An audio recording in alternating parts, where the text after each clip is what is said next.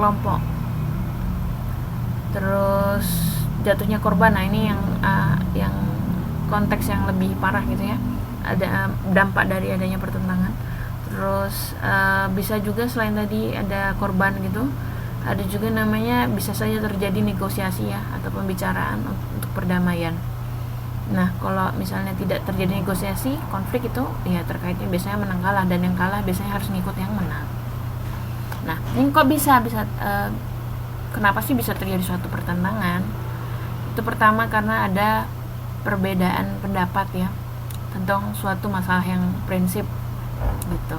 Kalau misalnya beda yang simple kayak makan, kamu makan apa, aku makan nasi, kamu makan mie, nah itu bukan hal yang prinsipil. Kecuali kalau saya ingat yang prinsipil tentang masalah makan apa, ayo. Saya ingat waktu itu ada dosen saya cerita ada apa tuh namanya, tsunami ya di India. Kemudian ada bantuan gitu dari Seci, ya Buddha Seci di Taiwan. Nah ini masalah simpel ya untuk masalah makan. Kan kalau orang India tuh biasa makannya pakai tangan ya, sedangkan kalau orang Taiwan itu pakai sumpit. Nah ini mungkin kayaknya kelihatan sepele, tapi ini hal yang sangat prinsipil ya buat orang-orang India sana. Jadi dianggapnya kalau makan pakai alat gitu ya, pakai sumpit atau pakai sendok garpu itu sesuatu yang tidak sesuai dengan kebiasaan mereka. Di sisi lain buat orang-orang yang memberi bantuan itu nganggap wah pakai tangan itu malah nggak steril, nggak sehat gitu ya. Yang lebih bagus itu pakai peralatan. Nah, tapi kan karena tadi kebiasaan yang berbeda dan itu sangat prinsipil, sangat mendasar, itu menyebabkan pertentangan gitu. Terus perselisihan paham,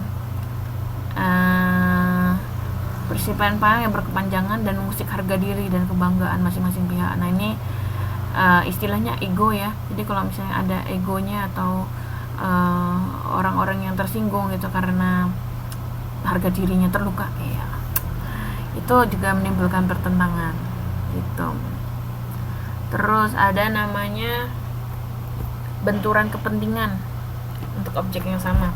Maksudnya benturan kepentingan itu gimana ya? Karena misalnya nih emak-emak ya, biasalah ibu-ibu ya, kalau lagi ada sale lagi ada diskon promo, terus barangnya cuma satu gitu ya. Saya suka lihat kalau di mana, di film-film gitu, orang yang rebutan tas atau rebutan sepatu gitu karena dia punya kepentingan pengen punya tas itu, tapi karena cuma satu barangnya akhirnya berantem gitu. Jadi kepentingan, jadi masing-masing orang ada kepentingannya masing-masing gitu.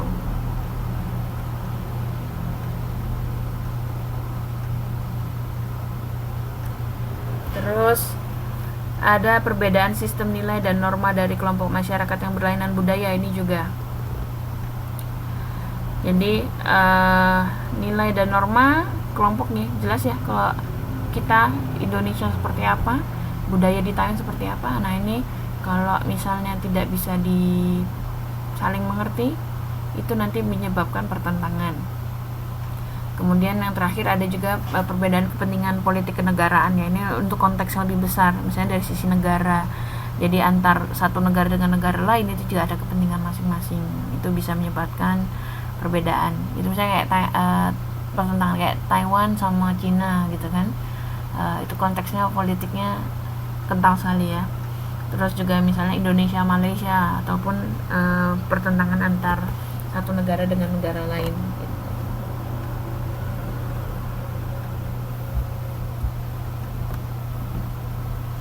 Oke, lanjut negosiasi atau perundingan, yaitu kompromi pertama ya. Jadi caranya supaya mengurangi atau menghilangkan ketegangan dalam situasi konflik itu caranya dengan membuat suatu akomodasi ya. Contohnya adalah dengan kompromi gitu. Kalau misalnya ada kompromi itu maksudnya kedua belah pihak bertikai mengalah, mereka saling memberi dan menerima gitu ya. Terus ada toleransi. Jadi toleransi itu apa? Toleransi itu saling menghargai dan menghormati pendirian masing-masing pihak. Jadi saya selama di Taiwan itu juga sangat belajar ini ya, sangat banyak belajar terkait dengan toleransi juga. Kadang orang beranggapan bahwa yang namanya toleransi itu harus mengikuti kebiasaan sana. Itu bukan, justru kalau ngikutin itu kan namanya konversi ya.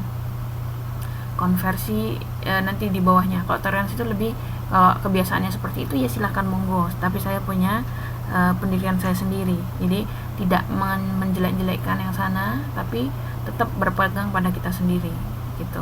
Ini saya sering kali kalau misalnya terjadi, kalau misalnya teman-teman banyak yang nanya kenapa kok pakai jilbab, atau misalnya kenapa kok muslim nggak makan babi kayak gitu. Nah ini konteksnya nanti selalu saya bawa ke toleransi, karena kan kalau misalnya orang Taiwan suka makan babi ya saya juga nggak bisa langsung bilang wah babi itu haram, itu gini bla bla bla bla bla, langsung ke konteksnya dia kan, yaitu beda ya. Kalau buat dia memang sudah terbiasa makan itu, kita nggak bisa langsung menjelek-jelekan, walaupun dari konteks nilai kita ya, dari sikap kita pribadi udah jelas itu seperti apa.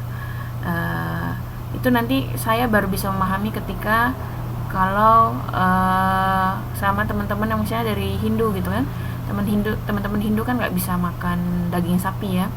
Nah itu kalau buat kita yang biasa makan daging sapi, apalagi rendang, sate sapi, segala macam, seneng banget kan, enak, dan kita nggak bisa mengatakan kok kamu aneh sih nggak boleh makan sapi.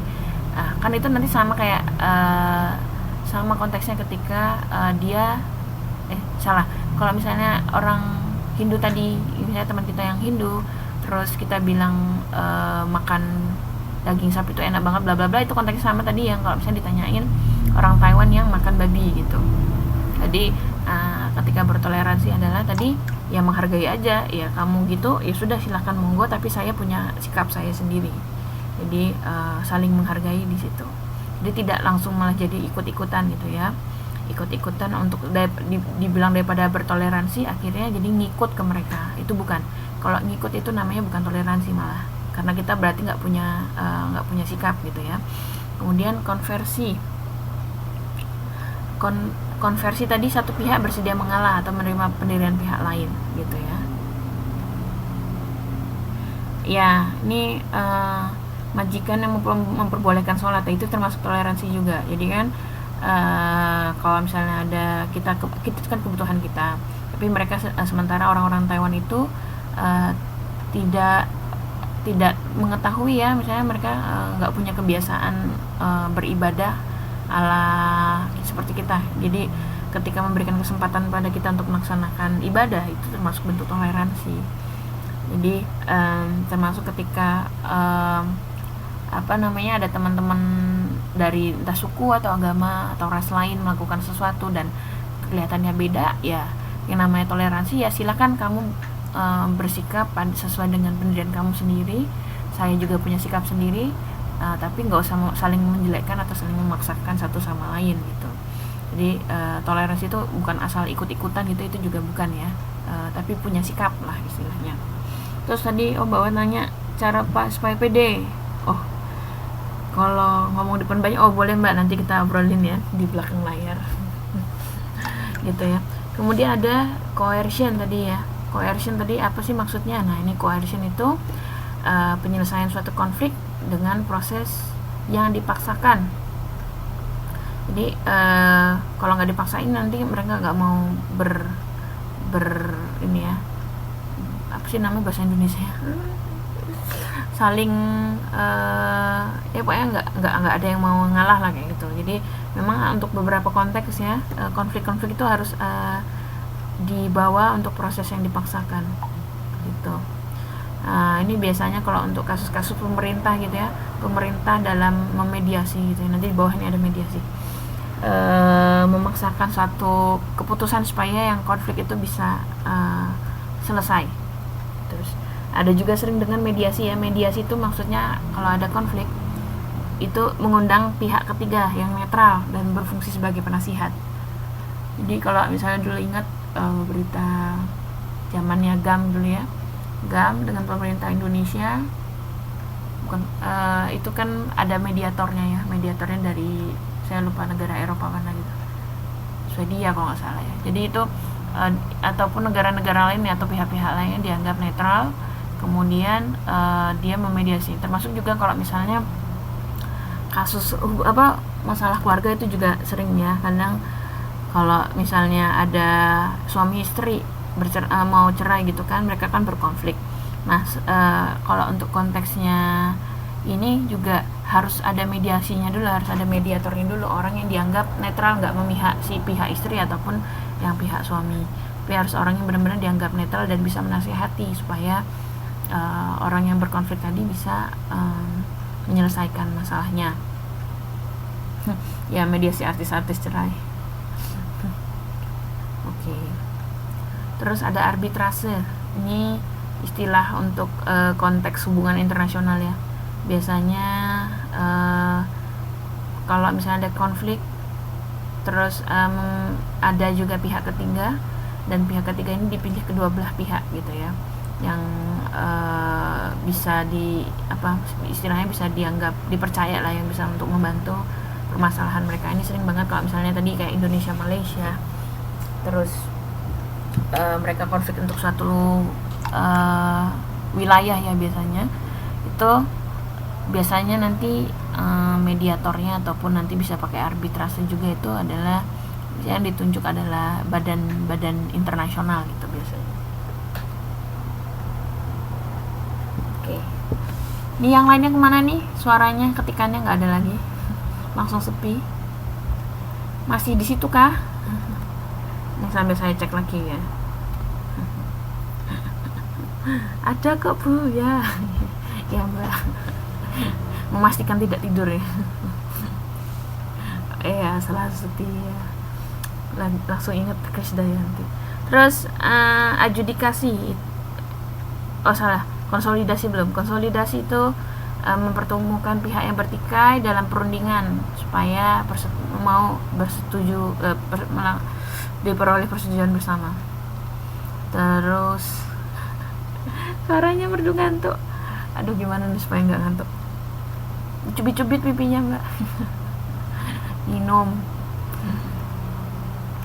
Terus konsolidasi tadi udah, adjudikasi ini perkaranya dibawa ke pengadilan gitu ya, dengan proses hukum. Terus ini biasanya kalau udah tadi gampangnya kasus cerai gitu ya, nggak bisa pakai mediator, akhirnya dibawa ke pengadilan gitu ya. Biarlah pengadilan memutuskan siapa. Ya. Mau cukur sama Mbak Akong. Akongnya diajak belajar juga Mbak. Terus segregasi itu memisahkan diri ya, saling menghindar di antara pihak yang bertikai untuk mengurangi ketegangan dan menghilangkan konflik. Ini maksudnya daripada ketemu malah berantem, mending misah aja gitu. Terus gencatan senjata, ini konteksnya juga negara ya, atau yang lebih luas lagi gitu. Ada perang, terus mereka berhenti gitu ya, ditangguhkan dalam jangka waktu tertentu, terus sambil mengupayakan adanya penyelesaian konflik gitu.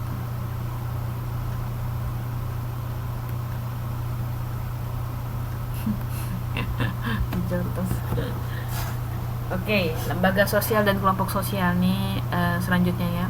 Lembaga sosial itu adalah lembaga suatu organisasi yang pemikiran dan pola perilakunya terwujud melalui aktivitas masyarakat, terus hasilnya berupa adat istiadat, tata kelakuan, kebiasaan, serta unsur budaya. Kemudian ada tingkat kekekalan tertentu gitu ya. Terus ada satu atau beberapa tujuan, terus ada alat perlengkapannya juga. Ada juga tradisi tertulis maupun tidak tertulis gitu. Itu secara umumnya. Jadi lembaga sosial kalau dipikir dulu, sempat saya kepikiran awal baca lembaga sosial tuh langsung yang bentuknya lembaga. Kan banyak yang lembaga sosial maksudnya organisasi gitu. Tapi di sini konteksnya lembaga sosial itu lebih pada hal-hal yang lebih luas dan bukan ke bentuk-bentuk tertentu ya. Bukan lebih kayak organisasi, tapi lebih luas lagi. Kelewatan. Di lembaga sosial ini pengertian jelasnya adalah lebih pada seperangkat ketentuan gitu ya, aturan, norma sosial, kemudian sudah melembaga ya dalam masyarakat, dan sudah disepakati juga dengan rasa tanggung jawab oleh masyarakat.